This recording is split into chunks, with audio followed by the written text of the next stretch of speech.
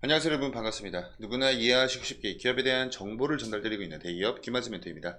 오늘 IMBC 같이 한번 살펴볼게요.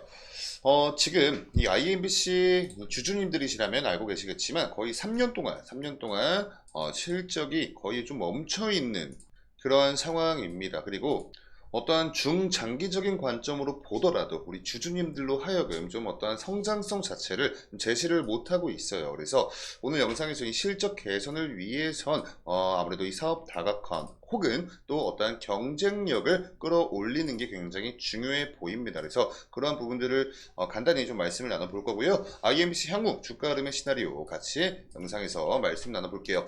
자, 우선은 이 3월 20일자로 IMBC 사업 보고서가 이렇게 올라왔습니다. 그래서 안 그래도 이 사업 보고서가 올라오기 직전에 제가 이 잠정 실적 가지고 좀 설명을 드렸던 시간을 2월 달에 우리가 한번 좀 가졌었는데, 이제 좀 오피셜하게 사업 보고서가 나왔기 때문에 이 부분 같이 한번 좀 보면서 말씀 나눠볼게요.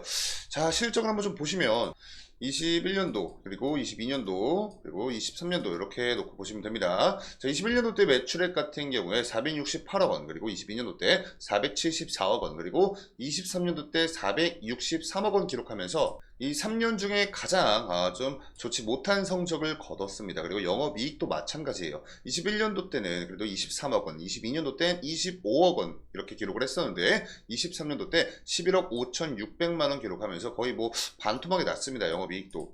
근데 좀 아이러니한 게 이 당기순이익 부분을 좀 보시면요. 21년도 때 13억 4천, 그리고 22년도 때 17억 8천, 23년도 때 20억이 넘어가면 21억 3천 기록했습니다. 영업이익은 이 3개년 동안 가장 좋은 모습을 보여주었어요. 그래서 제가 이 부분 지난번 영상에서도 좀 설명을 드렸었는데, 자, 바로 이유가 이거였죠. 매출액 또는 손익구조 변동 주요한 원인이라고 해가지고 콘텐츠 유통 매출 감소, 그리고 종속기업 물류비가 증가해가지고 영업이익이 감소를 했다. 근데 당기순이익 같은 경우에 전년 대비 이 금융상품 평가손익이 증가를 하면서 당기순이익이 긍정적인 영향을 미쳤다고 이렇게 오피셜하게 설명을 하고 있습니다. 요거 자체가 여러분, 이 기업들도 주식 투자하는 거 다들 아마 알고 계실 겁니다. 근데 그 투자를 했던 주식 쪽 수익도 좋았나 봐요. 그리고 아무래도 이 고금리 시대예요. 지금 굉장히 금리가 높은 시대입니다.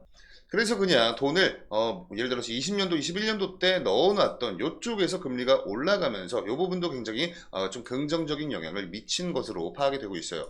근데 이런 부분 같은 경우에 좀 단기적인 이벤트성 이런 좀 느낌이 강해서 당기순이익이 잘 나왔다고 한들 그게 어떤 기업적 가치가 상승을 하면서 당기순이익이 좋아진 모습이 아니라 이러한 이벤트성으로 좀 단편적으로 좋은 성적을 거둔 것이기 때문에 이 기업적 펀더멘털 쪽 이런 관점에서 이 기업의 가치가 상승했다 이렇게 보는 건 사실 좀 무리가 있겠죠.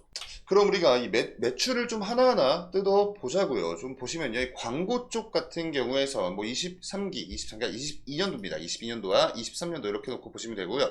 되고 이 광고 쪽은 그냥 좀 평이한 뭐 그런 좀 흐름을 보여주었어요. 근데 보시면 이 콘텐츠 쪽이 좀 중요해 보입니다. 여기에 단위가 1,000원이기 때문에 이걸 좀 감안해서 보시면요. 22년도 때 이 콘텐츠 합계 매출 같은 경우에 172억 원을 기록을 했었습니다. 근데 23년도 들어오면서 거의 뭐 153억 원 이렇게 기록을 하면서 거의 뭐 한 20억 정도 이렇게 감소하는 흐름을 보여주었죠. 그리고 이 사업적 이쪽 부문 한번 좀 보시면요, 교육사업, 브랜드 사용료 등 해가지고 여기도 22년도 때 약 6억 원가량 이렇게 기록을 했었는데 23년도 때 2억 7천 기록을 하면서 거의 뭐 3에서 4억 정도 이렇게 빠지는 모습을 보여주었습니다. 요거를 우리가 좀 직설적으로 해석을 하실 줄 아셔야 돼요. 보시면 이 B2C와 B2B 콘텐츠 유통 쪽에서 이렇게 매출 감소가 일어났다는 건 그만큼 이 IMBC의 경쟁력이 떨어졌다, 우리가 이렇게 좀 볼 수가 있거든요. 그리고 이 용역도 뭐 마찬가지죠. 브랜드 사용료나 교육 관련된 사업도 이쪽 부분에서의 경쟁력이 떨어진 걸 의미를 합니다. 그래서 아무래도 이 IMBC만의 좀 경쟁력을 끌어올리기 위해서 좀 다양한 노력들을 해야 할 필요가 있어 보여요.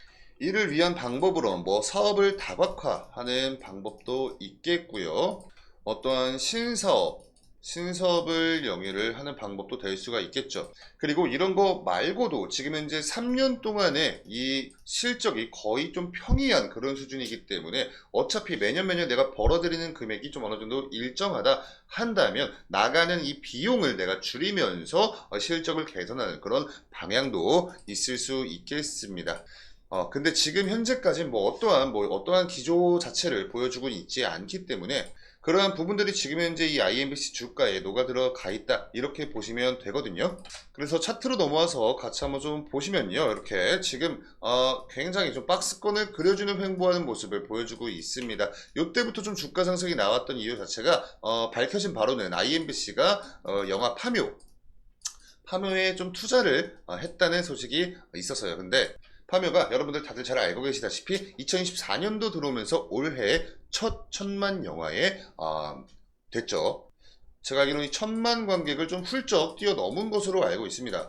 그래서 이 시장에서도 어느 정도 IMBC에 대한 이 투자금 회수를 통한 실적 개선 이런 것들을 좀 기대를 하면서 이렇게 좀 단기적인 수급이 들어왔거든요. 근데 그 이후부터는 뭐 어떠한 마땅한 재료가 나오고 있진 않아요. 이 실적 개선에 필요한 어떠한 재료가 나오고 있지 않습니다. 그래서 그런 부분들이 지금 이제 이 주가에 다 반영이 되어 있다 이렇게 놓고 보시면 좋을 것 같고요.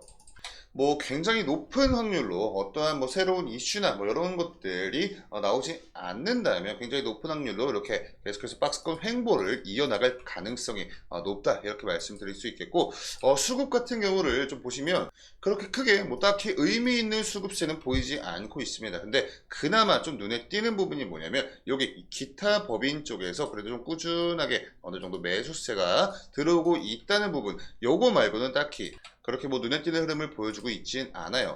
이 외국인들의 보유 비중 물량 보시면 아시겠지만 이때까지는 좀 굉장히 어느 정도 그래도 한 요 정도 수준에서 보유 물량을 보유를 하고 있었다가 자 지금 가장 최근 들어와서 물량들 비중을 좀 줄이고 있는 그런 기조도 우리가 좀 볼 수가 있습니다.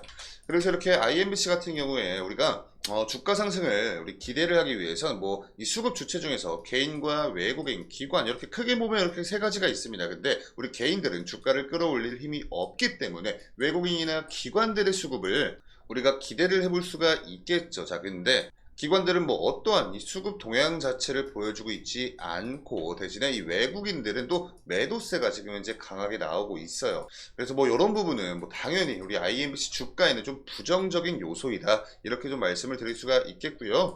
애당초 지금 현재 이 거래량 자체가 거의 뭐 말라 있는 그런 수준이기 때문에 사실 뭐 딱히 뭐 기술적인 분석이 그렇게 뭐랄까 큰 의미는 없다. 뭐 이렇게 좀 말씀을 드리면서 추가적인 이슈나 정보들 이런 것들 나오면 제가 또 그때그때 정리를 해서 여러분께 브리핑을 드리도록 하겠습니다. 자, 그러니까 우리 여러분들 저희 데이업 채널 구독 버튼 한 번씩 눌러 주시고요. 굳이 이 IMBC 말고 다른 종목을 보유하고 계신 분들 같은 경우에 저희 데이업 채널 놀러 오셔서 그 해당 종목 검색하시면 분명히 그 종목에 관련된 영상도 있을 거니까 그런 부분들 참고해 주시면 너무나 감사하겠습니다. 자, 그럼 저는 다음 영상으로 인사드릴게요. 감사합니다.